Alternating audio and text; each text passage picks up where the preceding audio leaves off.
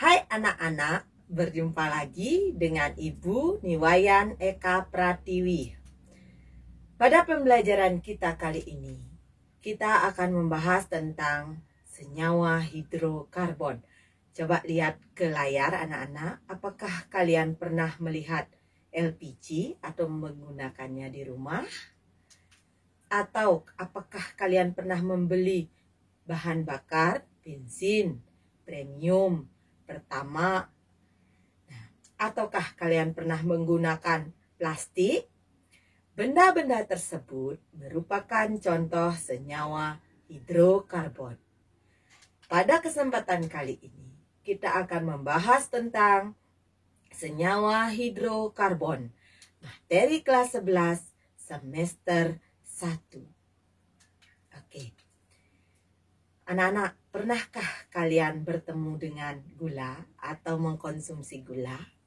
Oke. Apakah gula itu merupakan senyawa hidrokarbon? Oke. Sebelum lanjut, apa itu sebenarnya senyawa hidrokarbon? Oke. Senyawa hidrokarbon adalah senyawa yang tersusun dari atom unsur karbon atau sering kita istilahkan sebagai C dan atom unsur hidrogen atau H. Maka senyawa hidrokarbon itu tersusun atas C dan H. Ya. Apakah gula itu merupakan senyawa hidrokarbon? Untuk mengetahui apakah suatu senyawa itu hidrokarbon atau tidak, kita harus melakukan yang namanya identifikasi senyawa karbon dan hidrogen dalam senyawa hidrokarbon. Seyogianya kita melakukan praktikum di laboratorium. Tetapi karena pas masa pandemi COVID seperti ini, Ibu jelaskan secara teoritis. Oke. Sampel itu misalnya, sampel itu gula, itu termasuk sampel. Sampel atau zat yang mau kita uji, kita taruh yang namanya di dalam tabung atau tabung reaksi. Nah, nanti itu tabungnya kita bakar, kemudian kita hubungkan dengan pipa bengkok. Dan tutup tabung itu kita tutup sehingga tidak ada gas yang keluar kecuali melalui pipa bengkok. Pipa bengkok kita celupkan ke dalam larutan CaOH 2 kali seperti gambar ya. Oke. Nah, larutan CaOH 2 kali itu adalah larutan bening tidak berwarna. Oke, selanjutnya larutan itu jika gas yang kita alirkan itu menyebabkan larutannya menjadi putih keruh, maka terjadilah reaksi kimia. Reaksi kimia apa yang terjadi? Yaitu CaOH 2 kali kalsium hidroksida itu bereaksi dengan karbon dioksida CO2 yang menghasilkan CaCO3 dan H2O. CaCO3 itulah yang menyebabkan larutan yang semula bening menjadi keruh. Nah, ini menunjukkan bahwa keruh itu menunjukkan bahwa di sana ada CO2 yang bereaksi. Nah, berarti CO2 itu mengandung atom karbon. Nah, berdasarkan hal tersebut, maka zat yang kamu reaksikan sampel itu mengandung CO2 atau atom karbon. Sehingga dapat kita simpulkan dulu bahwa gula sampel itu mengandung karbon. Oke, sekarang untuk mendeteksi karbon, apakah dapat dengan cara itu saja? Secara sederhana, di rumah kamu dapat mengidentifikasi karbon dengan membakar zat tersebut. Jika zat tersebut menghasilkan arang, atau dalam bahasa Bali disebut adeng ya, maka dia itu adalah senyawa karbon, mengandung karbon. Contohnya seperti ini, kayu bakar itu dibakar masukkan arang, berarti kayu bakar itu mengandung karbon, seperti itu. Oke, selanjutnya untuk keberadaan H, kan hidrokarbon terdiri dari C dan H. Untuk mendeteksi keberadaan H, kita mendeteksinya dengan Ini dengan kertas kobal biru. Kita dekatkan di pipa bengkok itu, di mulut pipa bengkok itu kertas kobal biru. Jika kertas kobal itu berubah menjadi merah jambu warna birunya, berarti terjadi reaksi di mana kertas kobal yang biru itu menyerap air. Air dari mana? Air dari hasil pembakaran sampel. Oke, itu jika kobalnya berubah warna dari biru menjadi merah jambu, maka positif sampelmu mengandung hidrogen ya. Sampelnya mengandung air. Air itu kan ada H-nya, itu menunjukkan dia mengandung hidrogen. Berarti memang dia mengandung hidrogen. Gula itu selain mengandung karbon, ternyata juga mengandung hidrogen. Oke. Nah, ini benar karena para ilmuwan sudah menemukan bahwa rumus dari gula itu adalah C12H22O11. Jadi benar dia mengandung karbon dan hidrogen. Ternyata selain itu juga mengandung oksigen. Tapi oksigen kita tidak banyak bahas di sini, nanti di kelas 12 ya. Kita di sini hanya membahas atom hidro dan hidrokarbon ya. Oke. Apakah sekarang kalian sudah paham bagaimana cara mengidentifikasi senyawa hidrokarbon? Pasti sudah kan? Oke, selanjutnya kita lanjutkan kekasan atom karbon. Yang pertama, atom karbon itu memiliki 4 elektron valensi. Oke, kalian sudah belajar tentang konfigurasi elektron. Oke.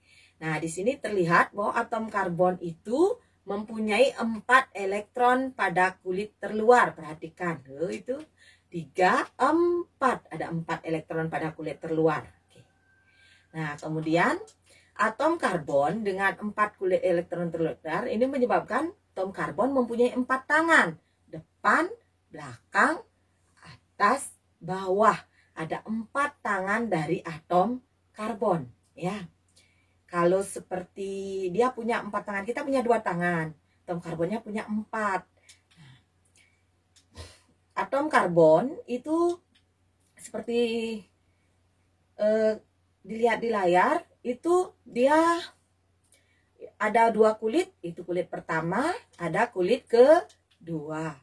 Karena kulitnya cuma 2, maka jari-jarinya itu dari inti, yang di tengah-tengah namanya inti, kan sudah belajar dulu struktur atom, itu sampai kulit terluar, itu namanya jari-jari. Karena hanya terdiri dari 2 kulit, maka jari-jarinya relatif kecil. Ini menyebabkan nanti atom karbon ketika membentuk ikatan, ikatannya kan 4 sesuai dengan jumlah tangannya seperti Ibu bilang tadi, itu banyak dia bisa membentuk ikatan. Dan selain ikatan tunggal, bisa juga ikatan rangkap. Maksudnya seperti ini. Nah, ini namanya ikatan tunggal, tangannya sendiri-sendiri 4 ya. Oke, kemudian ada tangannya yang bersama-sama memegang 2, sisanya sendiri-sendiri. Nah, itu disebut dengan rangkap 2. Kemudian ada ini rangkap 2 kedua-duanya. Kemudian ada rangkap 3.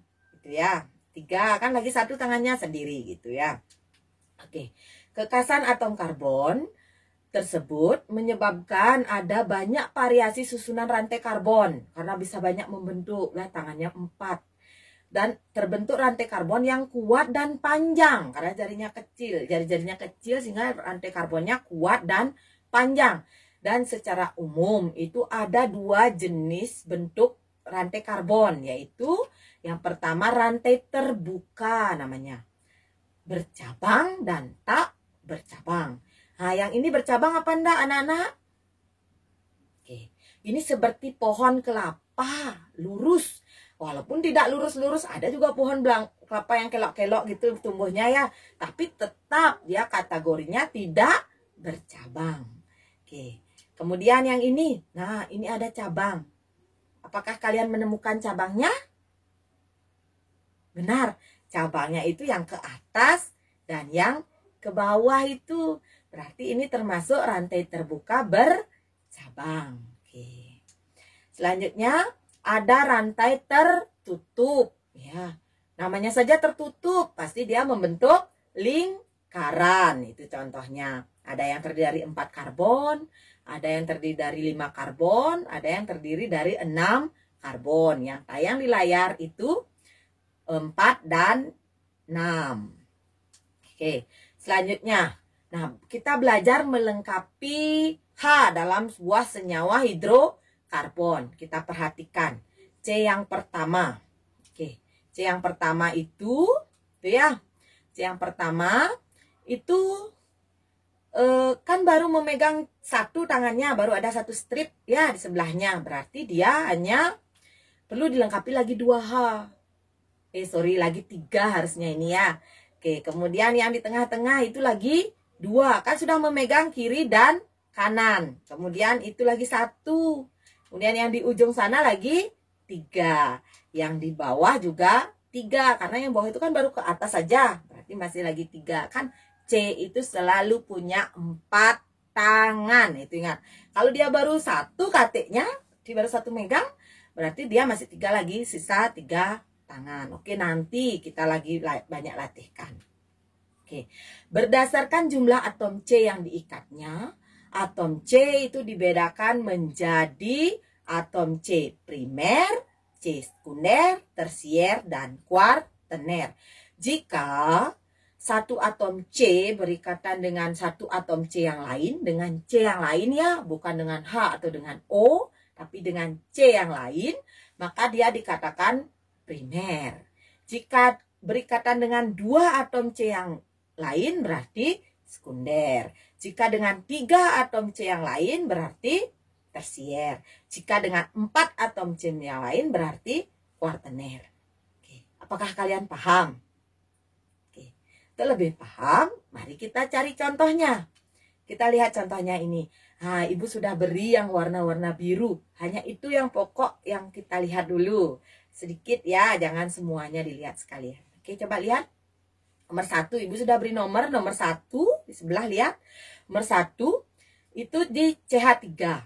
Ada berapa dia mengikat C yang lain? C yang lain yang di sebelahnya saja. Oke, ada berapa? 1. Berarti dia adalah C. Nomor 1 itu adalah C primer ya. Oke, coba lihat nomor 2 sekarang. 2 yang digambar. Oke, dia di kirinya ada atom C, di kanannya ada atom C, di atasnya juga ada atom C. Kiri, kanan, atas. Berarti sudah 3. Berarti dia nanti termasuk tersier. Oke, nomor 3. Sekunder. Kenapa sekunder? Kan cuman kiri dan kanan ya. Nah, kemudian nomor 4. Kiri ada, kanan ada, bawah juga ada. Berarti dia tersier. Benar. Kemudian nomor 5. Coba lihat nomor 5. Kiri ada, kanan ada, atas ada, bawah ada. Berarti dia tergolong betul, kuartener. Kemudian nomor 6. Kiri ada, kanan ada. Berarti dia tergolong apa, anak-anak? Benar, sekunder. Oke, kalau nomor 7, itu kan cuma kiri aja ya, nggak ada lagi ya. Oke, maka dia tergolong primer. Benar sekali. Nah, apakah kalian sudah paham? Oke, kalau belum, silahkan latihan soal ini. Tentukan atom C sesuai yang diberi nomor biru. Yang Ibu beri nomor biru aja ditentukan. Rasanya semua ya Ibu beri nomor. Termasuk atom C primer, sekunder, tersier, kuartener, atau dari struktur karbon berikut ini. Disalin dulu ke catatannya ya. Oke, setelah itu nanti kita diskusikan via grup WhatsApp kelas. Demikian dulu video penjelasan dari Ibu tentang senyawa karbon. Sekian dan terima kasih. Om Santi Santi Santi. Om. Dah.